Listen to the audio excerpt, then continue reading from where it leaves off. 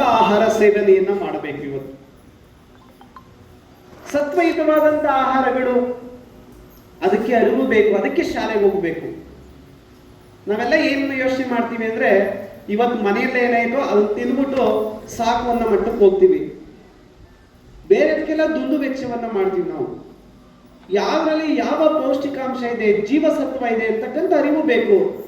ಶುದ್ಧವಾದಂಥ ಆಹಾರವನ್ನ ಸೇವನೆ ಮಾಡಿ. ಯಾಕಂದ್ರೆ ಒಳ್ಳೆ ಶಿಕ್ಷಣ ಬೇಕು, ನಿಮ್ಮ ಮಾನಸಿಕವಾಗಿರ್ತಕ್ಕಂಥ ಸದೃಢತೆ ಸಿಗಬೇಕು, ದೇಹ ಸದೃಢವಾಗಿರಬೇಕು, ಹೆಚ್ಚು ವರ್ಷಗಳ ಕಾಲ ಬಾಳಬೇಕು, ಬದುಕಬೇಕು, ಬುದ್ಧಿ ಚುರುಕಾಗಿರ್ಬೇಕು ಅಂದ್ರೆ ಆಹಾರವು ನಿಮ್ಮ ಬದುಕಿನ ಅವಿಭಾಜ್ಯ ಅಂಗ.